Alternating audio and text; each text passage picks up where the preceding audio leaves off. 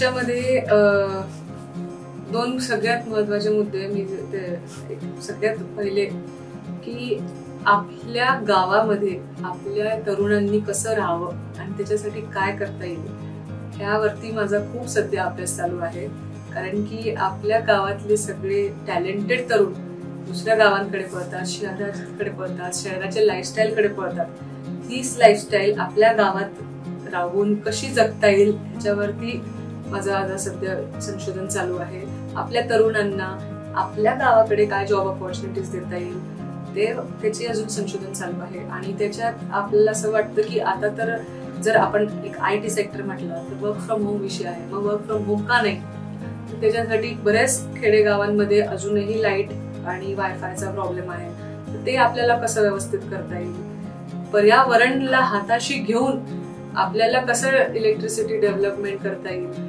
आज हा पर्यावरण इतका मोठा विषय आहे जो बोलून कोणी बोलत नाही, ऐकून कोणी ऐकत नाही, पण मनात सगळ्यांना माहिती आहे. इतके झाडं कापले जातात, इतके जंगल जाळले जातात, पण आपल्याला काहीच करता येत नाही. आणि त्याच्या हिशोबाने आपण खूप कमी ट्री प्लांटेशन करतो, वृक्षारोपण करतो. तर आपण एक आपल्याला जो आपला आता उपक्रम चालू आहे मेरी माटी मेरा देश, आपण सगळ्यात पहिलं झाड आपण त्याच्या अंतर्गत लावलं होतं 9 ऑगस्टला. आणि त्याच दिवशी आपण ज्या दिवशी हे उपक्रम सुरू केलं सरकारने, आपण त्या दिवशी 450 झाडं लावले किमान आपल्या जळगाव जिल्ह्यामध्ये. आणि अजूनही सतत चालूच आहे प्रोसेस लावण्याची. एक झाड लावायला आपल्याला आणि ते पूर्ण जगायला खूप वर्ष लागून जातात आणि कापायला बस एक दिवस. तर आपल्या सगळ्यांनी ताकद लावून आपण झाडं लावले पाहिजे, वृक्षारोपण केलं पाहिजे. आणि कुठले तरी माध्यम शोधले पाहिजे ऑल्टरनेटिव्ह, ज्याच्याने हे वृक्ष कापणं जे आहे ते बंद तर नाही होऊ शकत, पण कमी कसं करता येईल त्याच्यावरती आपण संशोधन केलं पाहिजे. आपल्या गावामध्ये जॉब ऑपॉर्च्युनिटीज खरं तर कमी का आहेत? कारण की आज जळगावची सगळ्यात महत्वाची गोष्ट म्हणजे कनेक्टिव्हिटी कम्पॅरेटिव्हली आज थोडी कमी आहे.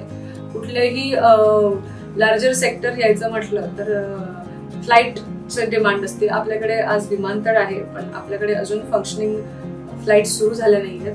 तर त्याचा अजूनही खूप अभ्यास चालू आहे की कसं करता येईल. आणि मला वाटतं ते थोडं आपण फास्ट ट्रॅक केलं पाहिजे की कसं आपल्याकडे कनेक्टिव्हिटी वाढेल, त्याच्यामुळे इंडस्ट्रियल सेक्टर वाढेल.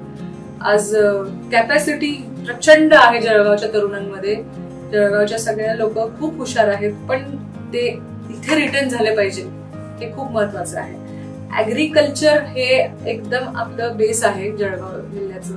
आणि ऍग्रिकल्चर बेसला घेऊन small startups, small business ideas कसे आणता येतील त्याच्यावर आपण आता संशोधन आणि त्याच्यावरती आपण एक ड्राईव्ह सुरू केलेला आहे, ज्याच्यामध्ये आपण सगळ्यांना business from your land, farm land ह्याच्यावरती आपण आता प्रशिक्षण शिबिर सुरू करणार आहोत पुढच्या महिन्यापासून. तर ह्याच्यामध्ये एक साधारण शेतकरी आपल्या शेतीची मदत घेऊन कसं काय व्यवसाय करू शकतो ह्याच्यावरती आपण त्यांचं सगळ्यांचं प्रशिक्षण करणार आहे. आज बनाना हा खूप बेस आहे जळगाव जिल्ह्याचा. आणि बनानाच्या प्रत्येक पार्ट ऑफ बनाना ट्री हा खूप युजफुल आहे. त्याचा यूज कमर्शियल कसा करावा आणि त्याच्यातून बिझनेस कसा डेव्हलप करावा ह्याच्यावरती आपण आता प्रशिक्षण शिबिर सुरू करणार आहोत.